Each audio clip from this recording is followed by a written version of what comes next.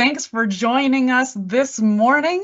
It is the Pax8 and Microsoft monthly update. So we are going to kick off by getting some introductions for the great team that is joining you today for your update. We'll be visiting with Ashley about some Microsoft program updates. We'll also cover Beyond 2024 that's coming up just next week, where we'll see almost 2,000 of our partners joining us in Denver. So excited for that time.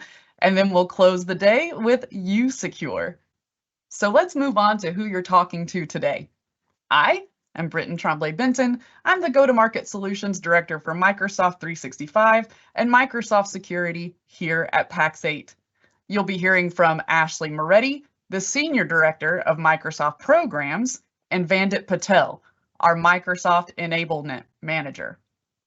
In addition to the team that you're used to seeing here month to month, we also have Nahil Morjaria joining us from usecure so that we can learn about how our tools integrate together to work better for you as a Microsoft partner. We're going to go ahead and kick off with our program updates coming over from Ashley. Ashley, are you ready to share? Good morning, everybody. I am. So give me just one moment and I will grab the screen.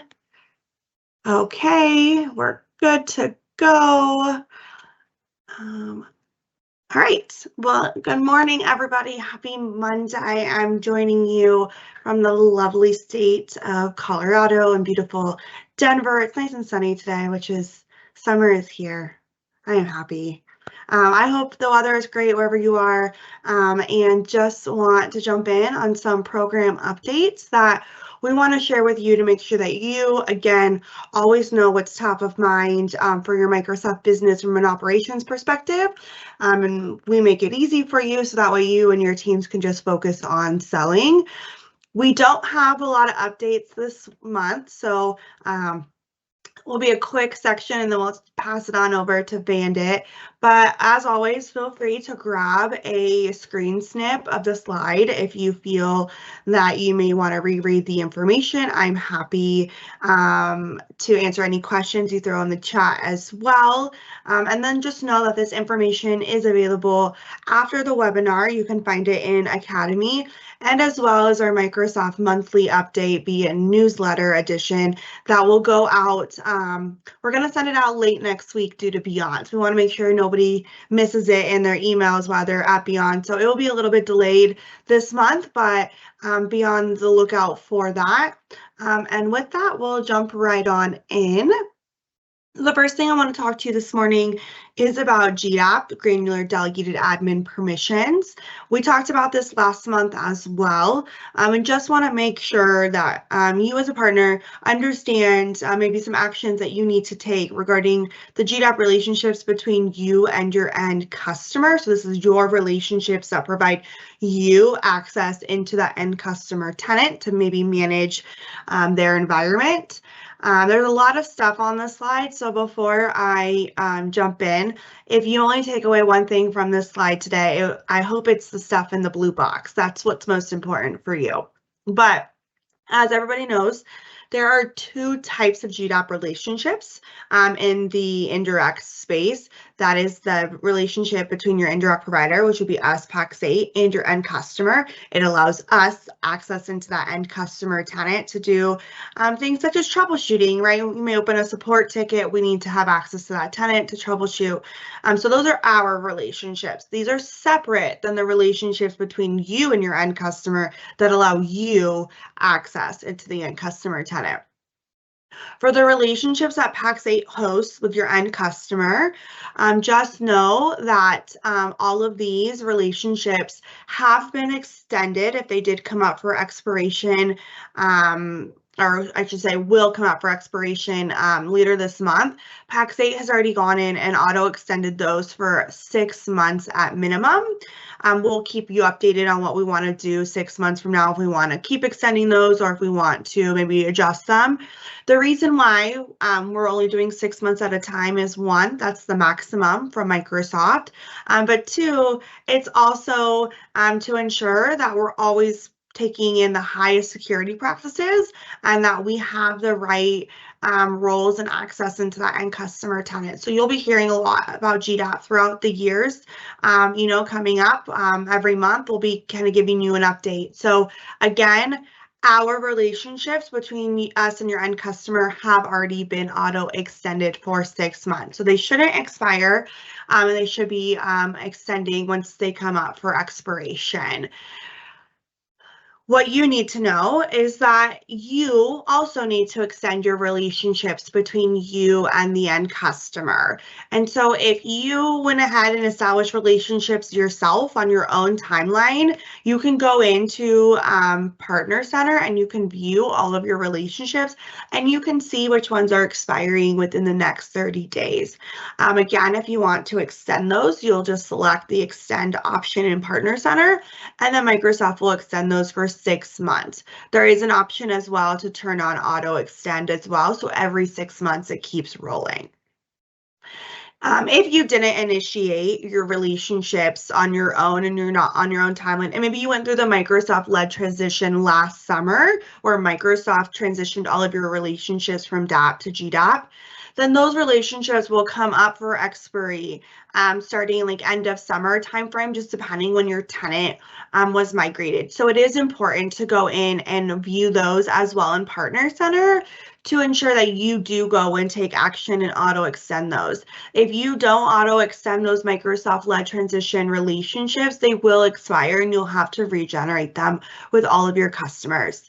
Again, it's very easy to go. You just go into Partner Center and you can view your relationships under the Insights tab, and then you can just, again, auto extend them. It will give you a checkbox and you just select the ones you want to extend. But any questions around this, please feel free to drop them in the chat. Happy to answer them afterwards. And again, we'll just continue to talk about this in the next coming months, so you as your partner know what you need to do in order to keep a secure environment between you and your end customer. And then next one, I'm going to talk about this. Got a lot of questions on the last month's webinar, so brought it back again for a second month. And again, this information is available in a lot of different places.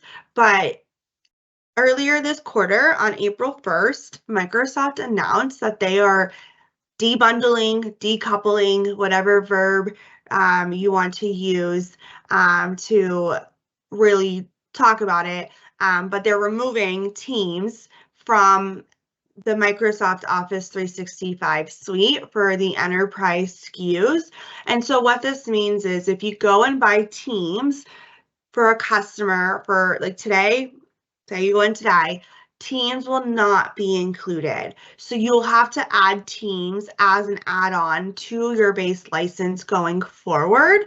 And so the reason for this was Microsoft, they're always keeping the customer and the business top of mind. And we saw this shift happen in the European region earlier this year, and they're modeling that now across the world globally. So all customers globally now need to purchase Teams separately. Again, this is for any purchases on or after April 1st for the enterprise only level SKUs. So that's your E SKUs, right? You're the ones that have a 1, 3, or 5 after them. If you're in the business suite, you're okay. That's your business basic standard premium. You can still continue to purchase those with Teams bundled. It's just for those enterprise level products. If you have an existing subscription, whether business or those suites that end in 1, 3, and 5, you're okay. Those existing subscriptions are grandfathered in, meaning they will continue to have their Teams included and will continue to renew as of today with Teams included. So when it comes up for renewal, as of right now, you don't need to do anything and you'll still get Teams with those subscriptions. If you do an upgrade, however, from an existing suite that has Teams, and I say suite, like think of your Office license, right? It's bundled together. It's a suite.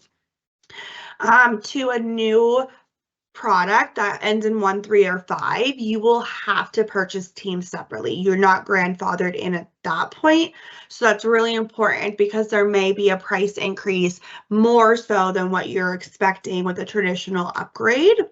And then if you do a modification, so for example, you're just increasing the seat count on your existing subscription that has Teams included, those will also have Teams, so no impact there. So the only impact is purchasing new on 1, 3, or 5, and then you also are upgrading from a product that has Teams and you're going to something that ends in a 1, 3, or 5. Those will need to have Teams purchased separately.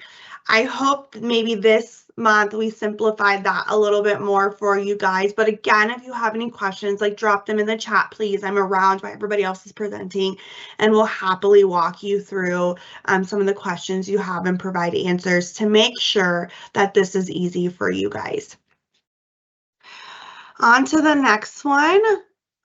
Sorry, yeah. I just want to make sure I didn't double skip. Microsoft SQL Server 2014. So we're hitting that 10-year product life cycle end, and that will happen on July 9th of 2024. So if you have SQL Server 2014, there are a couple options that you will need to consider in order to keep your services remaining on this product. So the first one is completely move to an Azure environment. And so you're moving off the on-premise and into the full Azure stack. You can do that. We have plenty of team members at Pax8 who can help walk you through that and help you figure out what costs will look like for that. You can extend your SQL Server 2014 in Azure, so you're hybrid. Think of it like you're moving into the cloud with Azure Arc. This option became available last month, so you can also kind of do that hybrid, and if you're not ready for the full Azure infrastructure yet. And then option 3 would be to purchase an end of support extended security option. This was made available 2 days ago. And so you can keep your on-premise license if you're not ready to move to the cloud, and you can purchase that end of service support package and continue to utilize services. And so just know that our teams are here to walk you through those options and help you make the best business decision for your customer if you're not sure what is the next right step for you. And then last but not least, a quick high-level update. So public sector for NCE, if you sell public sector products, this is nonprofit, education, or government, know that the legacy end of sale is coming August 1st, 2024. And so this means that you will no longer be able to purchase these products on legacy. You'll have to purchase any new subscription on New Commerce Experience. And then starting this fall, Microsoft will begin the transition of moving all legacy public sector subscriptions to New Commerce Experience at their renewal. Again, you can move ahead of time. Don't feel like you have to wait for Microsoft to move you to New Commerce Experience. Microsoft, you can do it yourself, and we recommend this because you get to pick your commitment and billing terms that you want, and you get to migrate the number of seats that you want as well. But know that if you don't take any action, Microsoft will be doing it for you, and they will be moving everything to an annual commitment. So we want to make sure that you're aware of that because we know that your subscriptions may need to be flexible due to the changes in staffing and seasonality throughout the year for these specific segments. And then your legacy incentives, if you are earning those, they will go away starting March 1st, 2025. So you want your entire business migrated by then to ensure that you're maximizing profitability on those back-end incentives. Again, New Commerce Experience is already available for these products, so you can go ahead and migrate today or purchase new today as well on the NCE platform. And then something a little enticing to help you make the migrations early, Microsoft is offering a 16.67 discount on eligible monthly commitment subscriptions for public sector on new commerce experience. So it's your business standard, your business premium, your ME3 and your ME5. And what this does, it allows you to try out new commerce experience risk-free. It allows you to be on that month-to-month option without paying that 20% premium. I know you hear me say 20% and then 16.67. It's just math. So it equals out the price to be the same as the annual price. So you're not paying that 20% premium. And so again, this is a great option to start migrating your business today, moving to new commerce experience and still being on that flexible model until you figure out if you need to be on that flexible model. But with that, I think we have one question in the chat, maybe two. I don't know. I see Britton popping on in the background, so I imagine they're there's super a question related, waiting. so we should be able to knock it off in one go here. Thank you, Ashley. Always love how clear you make all the changes going on at Microsoft. So some of the questions are around GDAP, mentioning that auto extension or auto renewing is not an option when you're global admin. And so they're asking about recommendations or resources. And I know that you and the team spent a bunch of time creating great resources for partners around GDAP. So I'd love to share with the partners here today what other places they can look for some answers around this, around recommendations and the resources we've created. Yeah, so recommendations, I would say and again, our newsletter is typically out immediately following this webinar, so that way you guys have answers to everything that you need. But we'll go through how to set the auto extend in Partner Center in our newsletter coming out this month. So I would definitely check there. And then we're also working on some additional resources as well for partners. I'll just be fully transparent with you guys. The reason that we don't have those resources prepared is that we were going through the auto extension ourselves, and we wanted to make sure that we are able to share our own learnings from doing it and auto extending all of our relationships, because ours were already coming up for expiry prior to the Microsoft-led transition for the MSP to end customer relationships. So stay tuned for that newsletter. That's what we'll be sharing, kind of the tips and tricks for you guys on what are the best practices for auto extending those relationships. So again, that will be coming out next week. We're going to be sending it right after Beyond, so that way it doesn't get lost in inboxes as people start to travel later this week and this weekend. I love that. We'll also put the link in the chat for everybody that gets them to the partner newsletter, just in case, so they have somewhere to refer to. I will do that right as soon as I hand off to, I believe Vanda is up next to talk about Beyond 2024. So I'll drop that link in for the newsletters in the chat. And just remember, if you're not familiar with the newsletters, we do send out an email to primary partner admins every month, letting them know a new newsletter is available for download. But if you have the link for your region, you can go and download it at any time. So you don't need to get that email letting you know that it's there. And the way you know that it's updated is it will just have the current months on it. So thanks for the time today, everybody. I appreciate it. And Vanda, I'm so excited to hear all the great things you're going to share about Beyond. Cannot believe Beyond is like less than a week away. It starts on Sunday, or 6 days and counting. I know, Ashley, it seems like the time has flown by so far. It feels like it was just yesterday. We just started planning Beyond 2024. But with over 1,500, almost 2,000 of our partners joining us for Beyond, I'm really excited to see everyone who will be joining us next week. I'm excited to engage with you. I'm excited to talk to you. But before we even get to next week, I wanted to take some time today and let everyone here who will be attending Beyond know what you can expect, what our agenda looks like, some general housekeeping, but then also where you can connect with all of us. Our Pax8 Microsoft team will be there. We'll have Microsoft executives who will be present as well at Beyond, and we are all excited to meet with our partners, chat, and learn from you all. But first up, just some general housekeeping. In case anybody missed it, Beyond this year, we are back at the Gaylord Rockies Resort and Convention Center.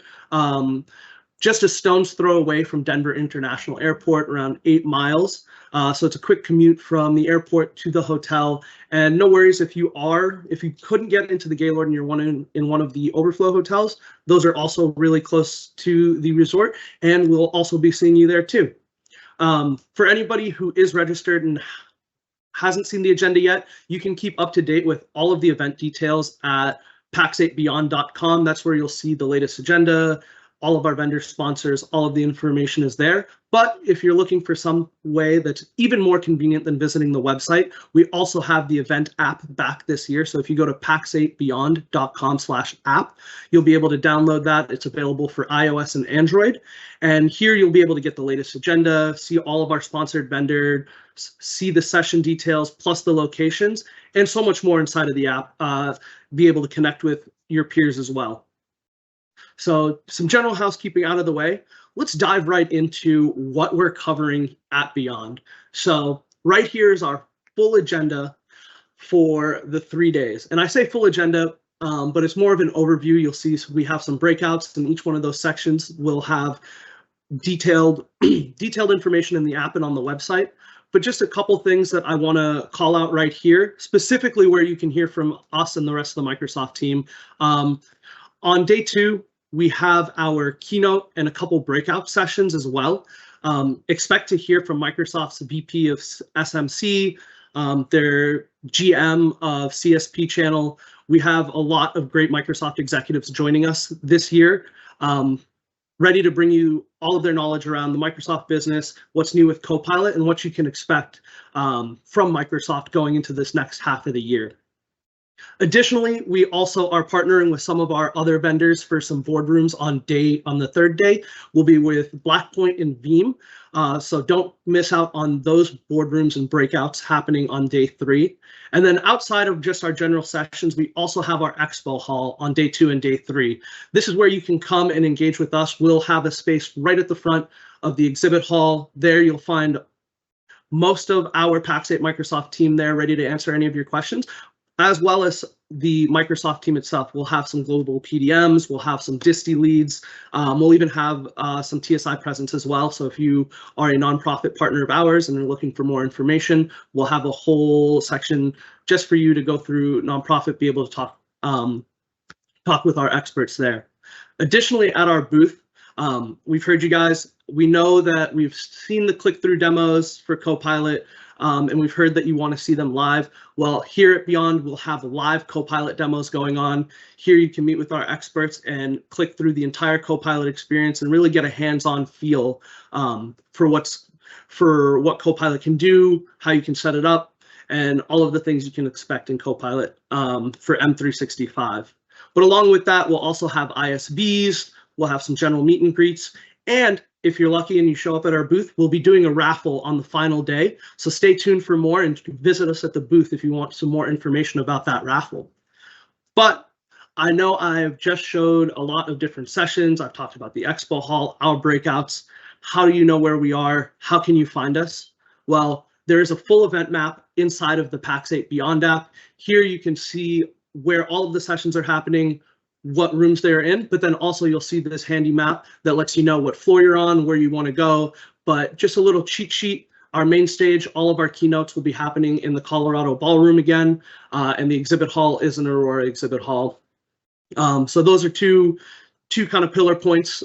For everything else, the event map will have all of the details and you'll be able to navigate to your breakouts. And actually, I didn't mention this earlier, but inside of the app, you can also set your agenda. So if you have some time before the event, you can go through, you can pin all of the sessions that are important and relevant to you. That way, the day of, when it comes down to it, you have your schedule right there detailed and you can easily find all of the places that you want to go. And one other thing I want to mention that I'm excited about this year is we are partnering with Everfree again. Everfree is a nonprofit that helps human trafficking survivors heal and thrive. We were really excited to work with them last year, and we're really excited to bring them back again this year. And to boot, while you're at Beyond, if you buy anything from our Pax8 merch store, pax8.club, all of those proceeds will go straight to Everfree in order to help their survivors and help empower their survivors while also powering their mission. So really excited to have Everfree back again, and I'm hoping that some of our partners will walk away with some amazing swag and having supported a great cause. But for our partners who won't be at Beyond, no worries, we still hear you. For our Copilot demos, we are also hosting some general webinars, with the first one happening tomorrow. So you can register here for this Copilot demo webinar tomorrow. And here we'll go through just some general Copilot use cases, how you can use it, how it improves productivity efficiency. And then we're reserving most of that time for a hands-on demo where you'll get to see Copilot for M365 live in each of the applications. Teams, Outlook, Word, Excel. You'll be able to get hands-on and see exactly how Copilot 365, when used to the ideal specs, how it can generate additional value for you and your clients. And then just to kind of close us off while we're talking about Copilot, I'd be remiss if I didn't mention it. We have partnered with Cyrisma to do a Copilot demo assessment.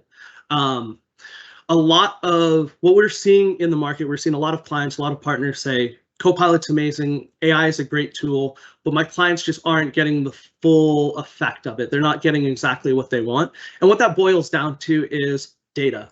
For a lot of end customers, or actually less than, for 1/3 of executives, less than half of their data is consumable. So meaning while they have the data, while they have all of that, they can't find a way to marry their data with Copilot in order to generate that value for that AI is known to give.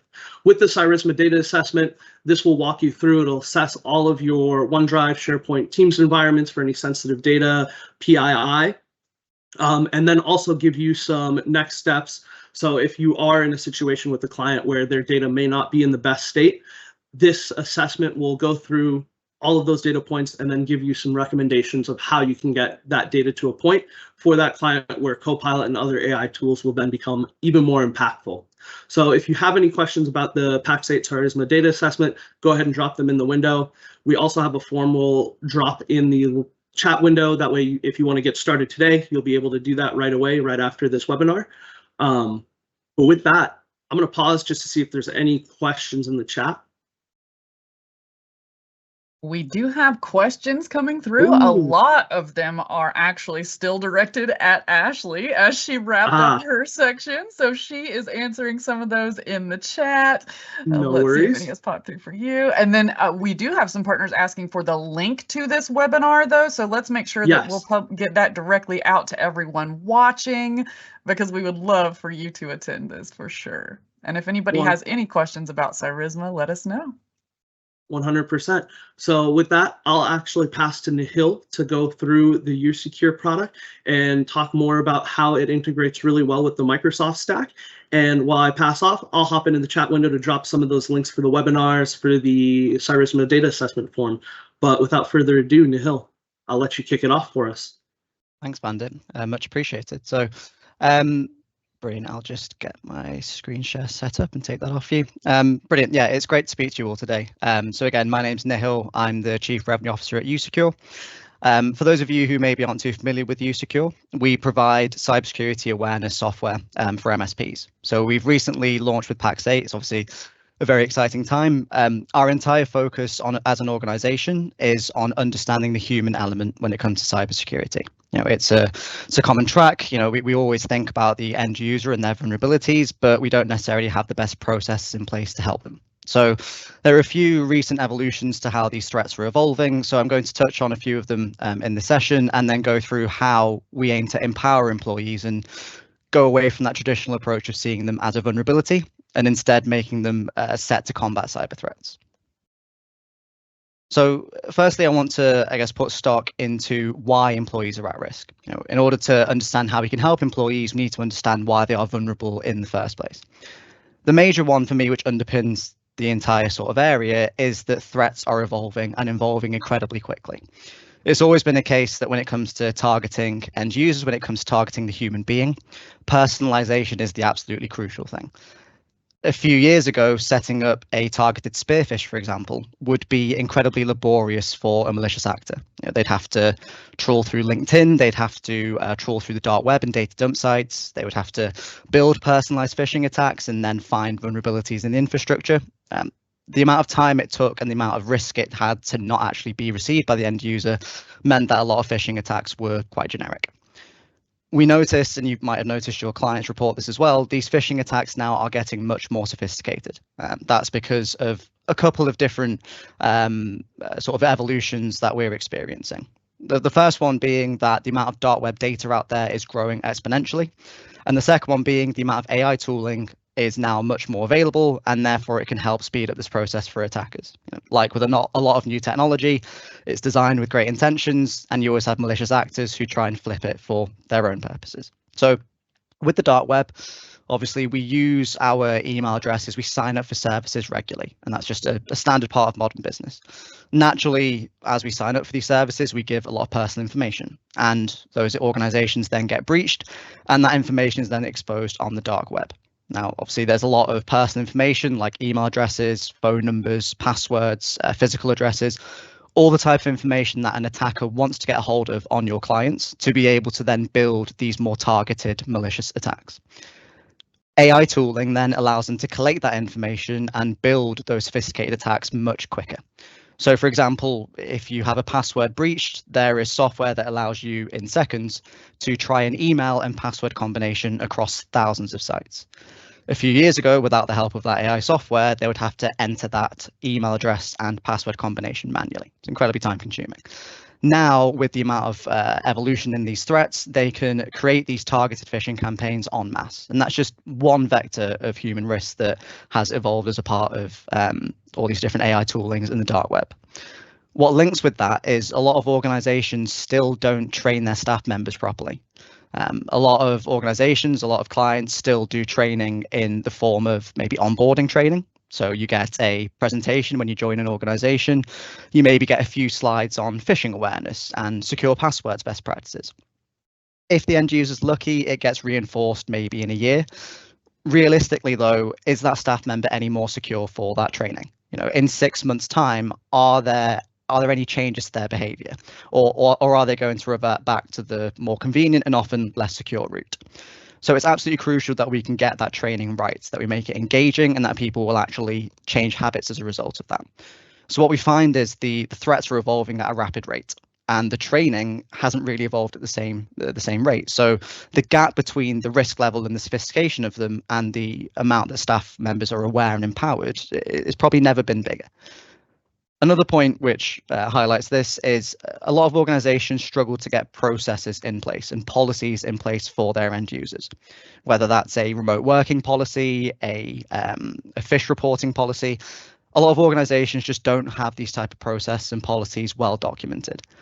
What we find is a lot of end users, because they know their MSP or their IT department have put a lot of investment into infrastructure, it sometimes leads to this complacency to think that I, as an end user, my environment is safe. I don't really have any responsibility here. I don't necessarily have to be too vigilant when it comes to cybersecurity. And naturally, that complacency is what an attacker tries to exploit. So it's incredibly important that we try to build this culture in client organizations about shared responsibility. If we get policies in place which are sent to staff members that document that they have a responsibility to set their home environment up securely, or they have a responsibility when they get a suspicious email that comes through, they use the phish reporting button in their Outlook client. These type of, changes to process, these kind of habits are incredibly important that we get sort of incorporated in organizations. It also helps that a lot of third-party services now are looking at what process clients have in place. More and more clients are going for things like ISO certification, or they're looking at CIS controls, or their cyber insurance premiums are going up because they don't have clear policies in place. So if we get these policies nailed out, if we get people opting into them, not only does it help the individual user, but it also helps the organization as a whole, again, improving that culture around security and also helping to get in line with third-party recommendations. So there are a few key vectors by which attackers leverage AI specifically for phishing. This is obviously a very recent sort of evolution to how these attacks are being formed. Two that we see that are very common are personalization and context awareness. So the amount of data, the amount of tooling that's out there allows them to understand the user that they're going to attack much more quickly. Coupled with evasion techniques, that then allows these social engineering and phishing attacks a greater chance to actually be received. So spotting vulnerabilities in the infrastructure, spotting users who haven't updated their latest software updates, and then exploiting those vulnerabilities as a result. It's one of those things where a lot of clients, I feel, aren't necessarily too aware about why they're experiencing more targeted attacks, why these attacks are getting more personalized. And there are a variety of different examples about how this actually manifests in practical terms. So one thing that is quite a strong example, but it does happen, is with modern organizations like what we're doing with this session, we want to spread information. We want to do sessions like this to sort of spread the good word about the different sort of modern threats and obviously share that knowledge. The negative of that, the sort of catch-22, is it makes us much more visible to attackers, and it gives them a lot more ammo to effectively target us as an individual or as an organization. So, for example, with this talk, this presentation itself, if it gets posted on YouTube, there is a lot of my mannerisms, a lot of my voice that could be used for deepfake or voice cloning attacks. It's pretty well accepted that for voice cloning attacks, you only need about 5 to 10 seconds of audio in order to be able to replicate somebody's voice. So in this example, an attacker could look at this, could take all this information about me and search the dark web for maybe my colleagues and find some data on them, or even a family member. Maybe they'll find a breached phone number from one of those dark web breaches, and they'll use voice cloning to call that colleague or that family member. And they could spin some sort of story that illustrates why I have some sort of issue and I need that person's help. Now, because it's my voice, a massive cue is taken, and they'll use urgency, they'll use emotional manipulation to get that colleague or family member to give information that they shouldn't be giving. This type of sort of process can be followed with things like even just more targeted phishing attacks. It doesn't necessarily have to be as extreme as voice cloning, but the idea is that there are multiple routes by which AI can be leveraged in a less than positive way for attackers, and it's vital that we make our clients aware of this. So before I go through how usecure actually helps to mitigate this risk, how we actually help to empower those end users in light of these various risks, I want to address that. I obviously understand that security awareness training, security awareness programs, it's not a new topic. I wanted to cover some of the reasons why MSPs gravitate towards usecure and why they use usecure to act on this now. The first thing, and again, this underpins large reasonings, is usecure is specifically built for MSPs. We own the IP, we've built the product ourselves. A fair few years ago now, we decided to revamp to be completely built for the channel. So that means that we offer a free NFR account through Pax8. It means that you get multi-tenant client management through that NFR account. And we also provide go-to-market resources. usecure is designed to be very easily slotted into your stack. So this isn't something that takes you months to get up to speed with, months to build your campaigns around. You can start raising awareness about this and the benefits of a security awareness program on day one.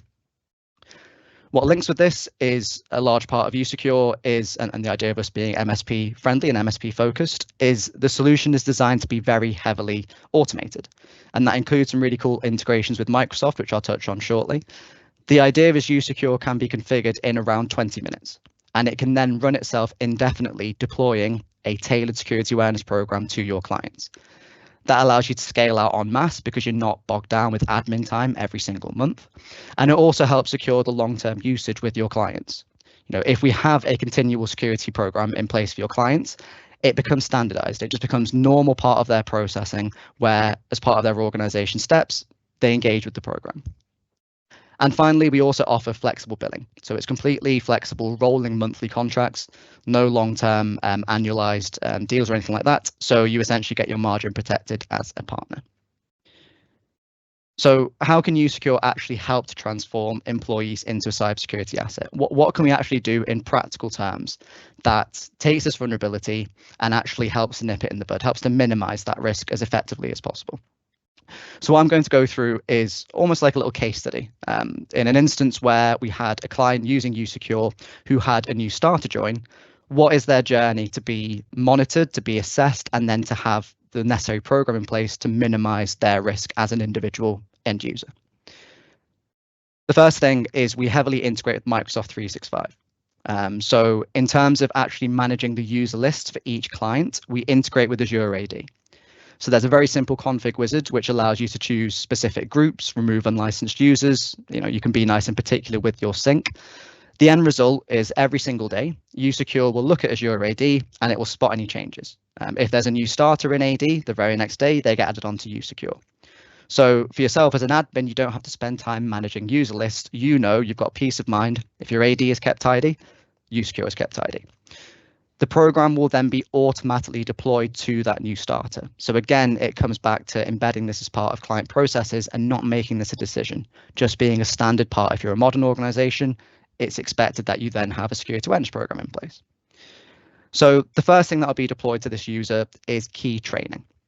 Absolutely vital that we get training in place that is actually going to be engaging and that is actually going to change habits. So we enroll users on a personalized program designed to efficiently address their own individual weaknesses. So there are two principles that we have behind our training that essentially mean that we are plugging this gap effectively. The first principle that we have is we have to remember we're talking about human risk here. So we're talking about actual human beings in front of a computer. Cyber awareness is such a broad-ranging topic. We have to understand each person's own individual nuances, because until we understand those nuances and those blind spots, they could go unchecked for months or years.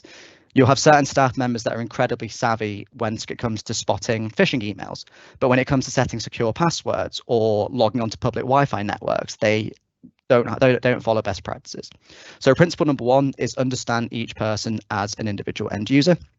Principle number two, we want to change actual behaviors. This isn't about ticking a box and getting statistics on a screen. It's about actually changing habits and behaviors of the end users. The best way to do that is through bite-sized continual reinforcement. So realistically, we know that the receptionist or the finance person, that they're not going to engage with an hour-long training on IT, but they will engage with a 3-minute-long video that has a quiz at the end. So that's how our training program works. The first thing, we want to understand each person as an individual entity. To do that, we send every staff member a gap analysis questionnaire. That will take them 15, 20 minutes to complete. And then we'll understand from day one, that new starter, we now have a profile on their individual gaps. The system will then build a personalized program for that end user, where we will look at their weakest scores and we'll prioritize training for that topic.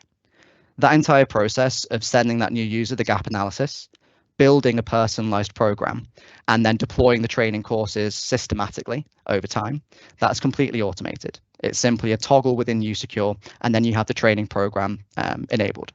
We also have training on things like deepfake attacks, so we can give them up-to-date, recent, relevant training which has everyday scenarios that they can relate to.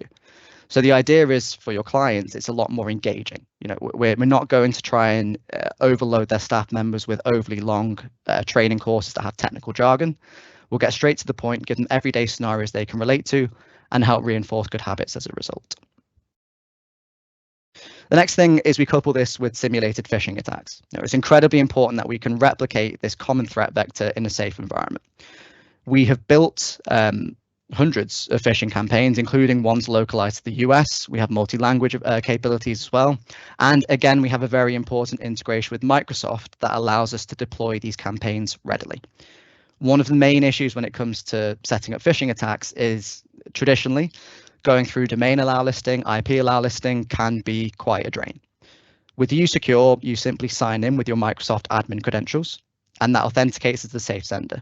We can then inject our phishing attacks directly into the client's inboxes. There's no need to do allow listing. So it takes 30 seconds. You then again have the ability to automate phishing attacks. You can tell the system, as per your agreement with the client, they get monthly phishing campaigns. So you set that up within about 5 minutes. And you can also tell the system if somebody gives away their password, they should be trained automatically as well. The majority of clients know they should be doing more around training. They're still concerned about phishing attacks. So if we can essentially address those threats, address those concerns with literally 10-15 minutes of setup time, and the system can then run in the background. It's brilliant for you as a partner because you're not being bogged down with admin, and it's fantastic for your clients because they're getting an effective program sent out to them. Now, you might have noticed at the start that the slide mentioned human risk management. So we tried to move away from the traditional approach of security awareness because, as we touched on earlier, the threats are evolving. Cyber awareness now is very different to what it was 5 years ago, and there are different threat vectors, different processes which we have to get in place. One of the additions that we have within the same product is a policy management tool. So you can send documents to your clients, and it will track when each staff member has viewed it and when they've signed that document. We provide you with around 35 different policy templates, so you don't have to spend time researching what a acceptable use policy should look like or a secure passwords policy should look like. You can then send that out again with automation underpinning it. So for this new starter, we can set up key documents so that they get sent to that person automatically and immediately as soon as they're added onto usecure. So that company handbook, ethics policy, fish reporting policy, all that key client documentation that they need for both security and compliance, they get deployed without any admin needed. We can even set up the system to ask them to opt in again on a set schedule. So that client will never get caught cold on an audit where the auditor says, well, they've signed your remote working policy in 2019. Remote working has changed quite a lot in the last 5 years. How do we know you've sent them a new document and that they actually remember what they should be doing? The usecure policy management side of things mitigates that risk. And then finally, the dark web. I've mentioned this a few times. The dark web is such an important element by which attackers use to research a company before they attack it. With usecure, we will scan against every staff member's email address. So that new starter, usecure will scan against their email address from day one. Every single week, it will then keep scanning against that email address to see if we find it in data breaches. So as that staff member signs up for different services, as they set up different logins, if those companies get breached, we'll show you that breach and we'll tell you what information was exposed. You then have the visibility to then mitigate that risk and take steps to make sure that an attacker doesn't use it for their malicious purposes before you're aware.